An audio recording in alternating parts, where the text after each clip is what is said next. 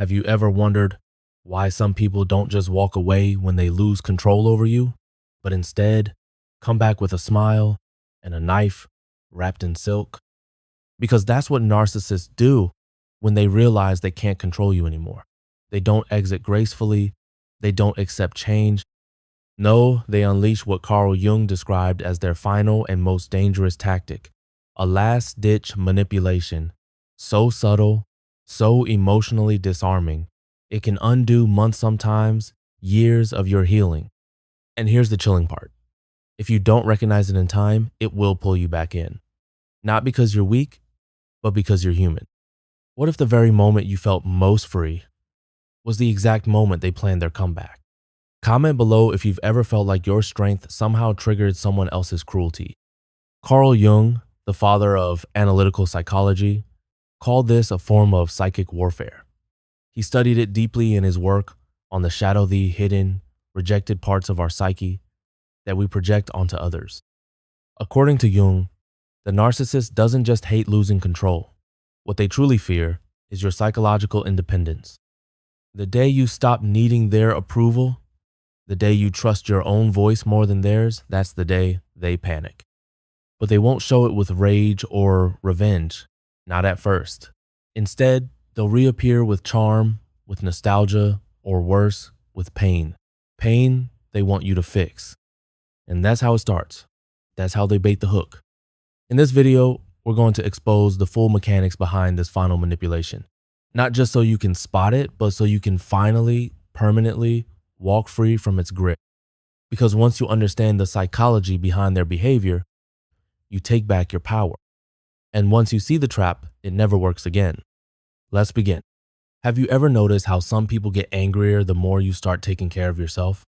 It's not just about you saying no or setting boundaries. It's about the shift in power, and that shift terrifies a narcissist. Carl Jung once said that what narcissists truly fear isn't rejection. It's the moment their target becomes psychologically stronger than they are. Not louder, not meaner, just quietly, inwardly, stronger. And they feel it like a storm behind your silence. Narcissists thrive on control, but not in the obvious ways. Their weapon of choice is projection. They take the parts of themselves they can't face, the insecurity, the weakness, the fear, and pin it on you. They accuse you of what they are. They shame you for what they secretly hate in themselves. But here's where it gets dangerous. The moment you begin to heal, when you stop apologizing for existing, when you stop seeking their approval and start listening to your own voice, they feel it. It's like a spiritual earthquake beneath their ego.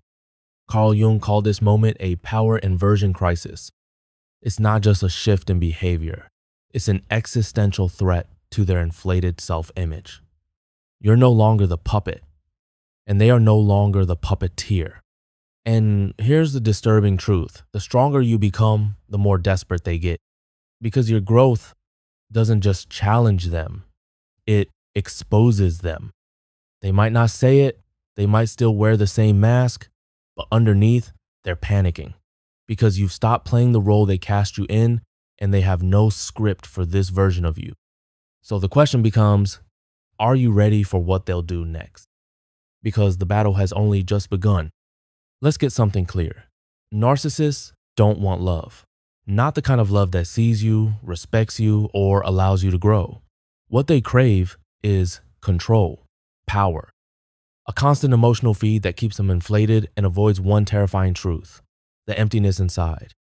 Carl Jung called this the inflated egoic psychological shell, so fragile it has to be constantly pumped with validation to keep from collapsing.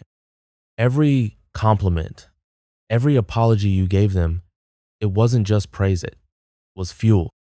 Now here's where it gets real. The moment you stop seeking their approval, the moment you begin validating yourself from the inside out, you don't just frustrate them, you threaten them. Because you've just removed their power source. What if your silence isn't a problem, but proof that you finally stopped playing their game? Drop a comment if you felt guilt for becoming emotionally independent. The narcissist isn't after affection. They're after access to your time, your energy, your emotional reactions. They want your praise when they're up and your empathy when they fall. They're not feeding from connection. They're surviving off your confusion. And here's a painful paradox. The better you get at healing, the more unstable they become. Why? Because your emotional clarity doesn't just expose them, it reflects back everything they've denied in themselves. Jung believed that the inflated ego is terrified of introspection. It's addicted to distraction status, manipulation, control. It cannot sit with itself because it has never truly met itself. So when you stop chasing their affection, when you withdraw the energy they used to consume, it's not rejection to theme, it's annihilation. And that's when the game turns. Because now, you're not just healing, you've become untouchable. Just when you think you've finally pulled away, when you've gained clarity, confidence, and the courage to speak your truth, that's exactly when the narcissist makes their next move. But it's not the usual gaslighting. Not anymore. This time, it's more sophisticated and far more dangerous. Carl Jung called it projection warfare. It's when a narcissist, sensing they've lost control, turns your growth against you. Let's say you finally learned to set boundaries, something that took years of emotional labor. Suddenly, they call you distant, cold, heartless. You find your voice after years of walking on eggshell sand. They say you've become aggressive. You finally start believing in your worth, and they whisper, you've changed. You're arrogant now. But here's what no one tells you: they're not reacting to the real you. They're attacking the version of you they can no longer manipulate. Have you ever been accused of being too much right after you started healing? This is what Carl Jung meant when he described the narcissist's fear of individuation. Your growth threatens their illusion. And instead of owning their insecurities, they hurl them onto you like emotional grenade shopping. You'll catch them and apologize for becoming whole. What's even more sinister is this. They often attack the exact qualities you're most proud of, the ones that took you years to build. They want you to feel shame for evolving. But remember what Jung said, the shadow projects what it cannot accept. So when a narcissist condemns your strength, it's not because they see weakness, it's because they see freedom, and it terrifies them. And if they can't destroy your growth outright, they'll try to convince you to sabotage it yourself. So the real question becomes, will you dim your light to make them feel comfortable? Or will you let it burn anyway? If guilt doesn't break you, they'll try nostalgia. This is where the manipulation gets subtle, almost poetic. They won't yell, they won't insult. Instead, they'll whisper reminders of the old you, the version of you that laughed at their jokes, forgave easily, never questioned the imbalance. You used to be so lighthearted. I miss how you used to be before you read all those self-help books. We were happy before you changed. It sounds innocent, it sounds like care, but Carl Jung would argue otherwise. This is what he described as psychological time traveler tactic, meant to pull you back into outdated versions of yourself, not because they miss you, but because they miss the version they could control. Here's the twist. They're not longing for the real you, they're longing for the you who didn't know any better. Have you ever questioned your healing simply because someone said you were better before?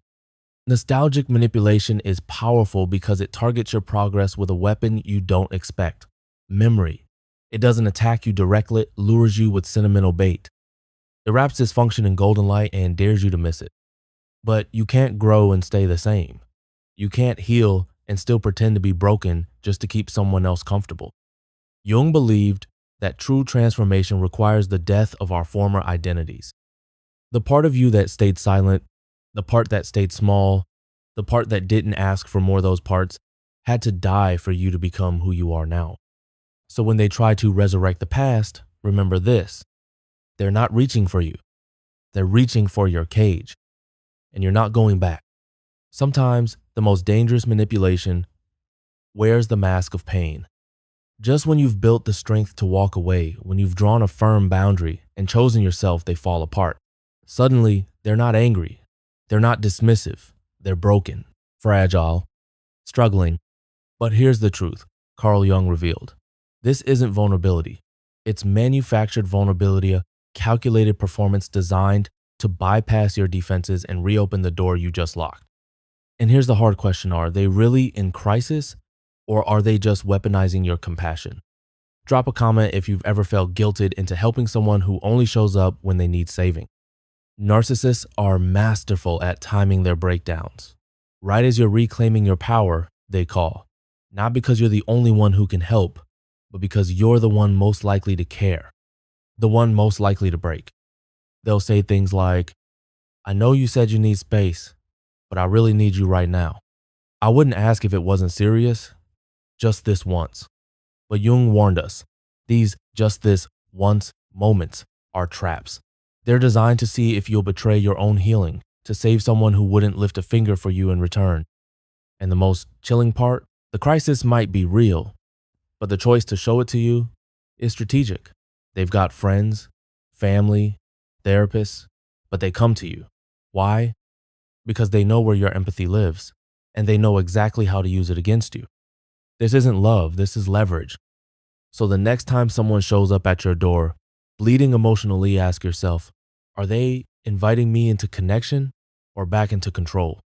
Carl Jung believed true empathy begins when we care without abandoning ourselves. And sometimes the kindest thing you can do, not answer the door. Let's talk about something most people never see coming. When your greatest strength, your empathy's turned into a weapon against you. You see, narcissists don't just manipulate through cruelty or charm.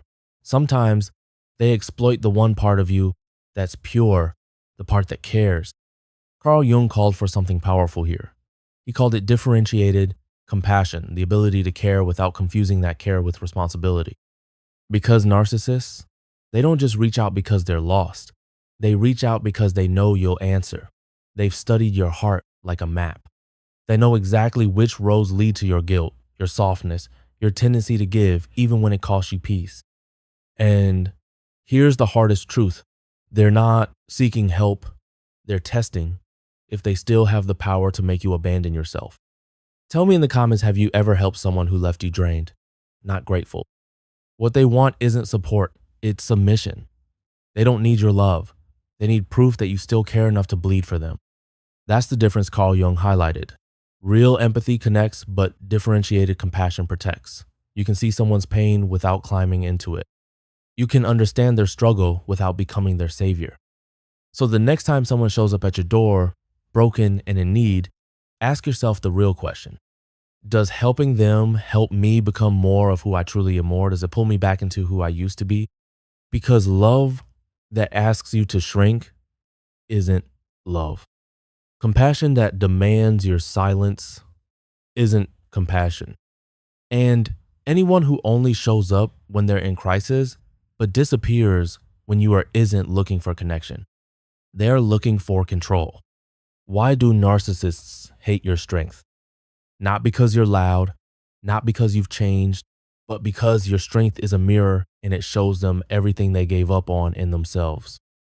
Carl Jung once said that what we reject in ourselves, we often project onto others. And when a narcissist sees you stand tall after everything, they're not just threatened, they're reminded of the growth they abandoned, of the healing they never started, of the authentic self they locked away long ago. So here's the question. What if their hatred for your strength is really grief over their own weakness? Comment below if someone once resented you more, the better you got. Your boundaries don't just protect you, they expose their illusion. Every time you say, no more, you're not being difficult, you're proving that their power over you was never real. It was borrowed. It only existed because you once handed it to them. And now you've taken it back.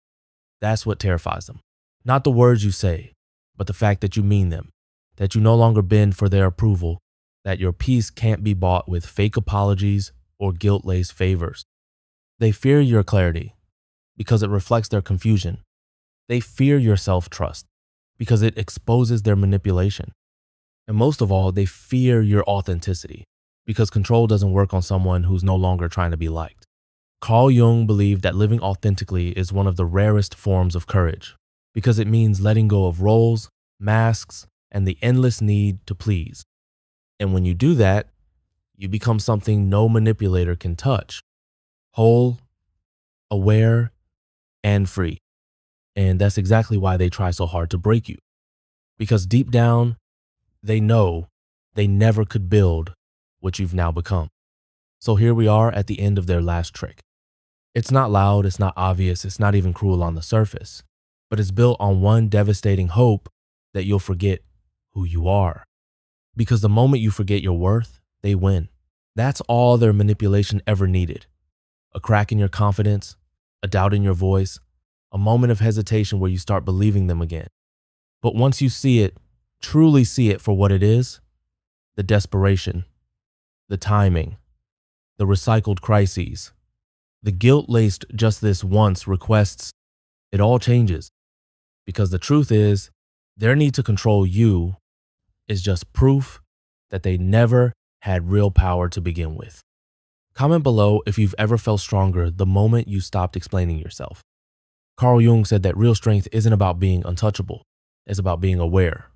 It's about looking manipulation in the eye and saying, no, I see you and I choose me. Every boundary you hold, every silence you honor, every moment you stay grounded when they try to pull you back, that's not selfishness. That's self-respect. And it is sacred. And here's what most people don't realize. Narcissists don't just fear losing control over you. They fear what your freedom reveals. It shows them what's possible when someone chooses authenticity over approval, healing over attention, peace over performance. That's why they fight so hard to pull you back, because your existence without them proves they were never necessary. So let this be your reminder. You're not here to be managed. You're not here to be someone's emotional safety net. You're here to become who you truly are. And the moment you become uncontrollable is the moment you truly begin to live.